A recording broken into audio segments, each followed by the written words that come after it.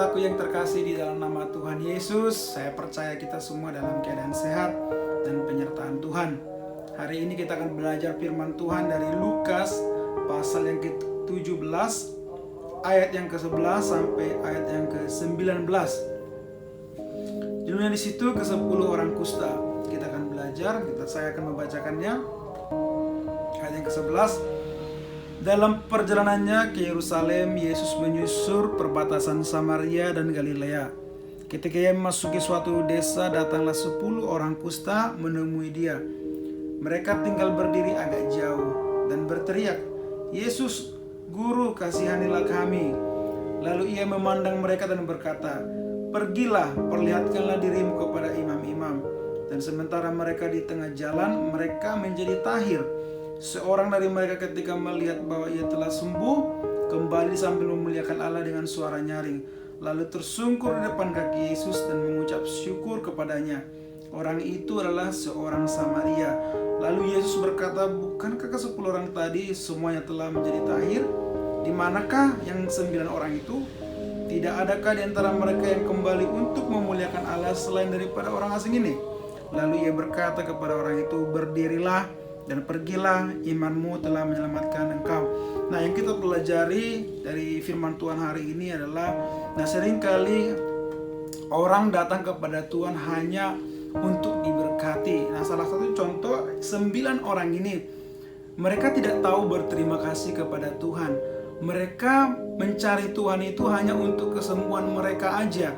Bahkan yang lebih tragis lagi, kemungkinan besar yang 9 orang inilah orang-orang bisa aja artinya orang yang takut Tuhan atau orang Yahudi.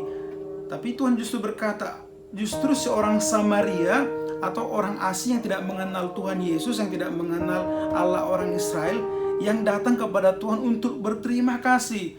Nah, apa yang kita pelajari di sini? Jangan kita sampai di antara seperti orang yang 9 ini yang tidak tahu berterima kasih kepada Tuhan. Padahal kita sudah diberkati Tuhan. Mungkin dulu kita sampai ke perantauan nggak punya apa-apa dan nggak punya siapa-siapa.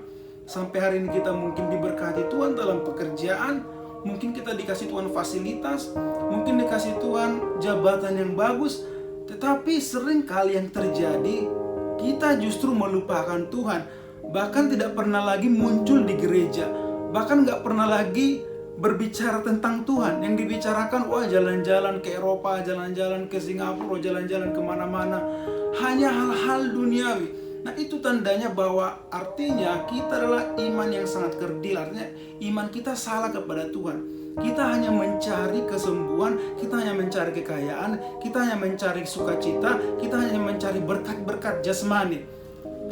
Sejatinya, sebenarnya yang benar pengikut Kristus adalah mencari berkat rohani, bukan hanya berkat jasmani. Karena mungkin orang mencari kesembuhan, mau gimana pun daging akan tetap hilang, daging akan tetap lenyap. Dalam artian daging tidak bisa dipertahankan. Tapi kalau seseorang mencari Tuhan dan tentang kerohaniannya, tentang pertumbuhan imannya, gimana dia mengikut Tuhan, itulah iman sejati.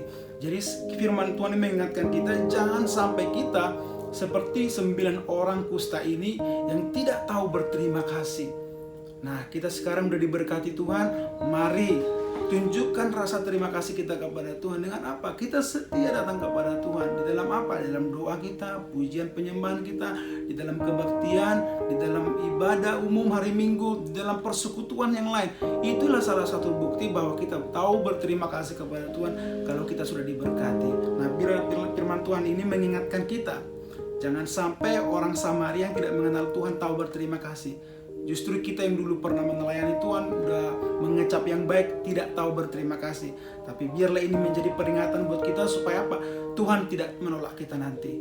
Saya percaya saudaraku, pemirsa yang mendengarkan kabar baik ini, akan kita lakukan firman Tuhan. Kita tahu berterima kasih kepada Tuhan. Kita terus melayani Tuhan sampai Tuhan datang kedua kali. Shalom, Tuhan Yesus memberkati.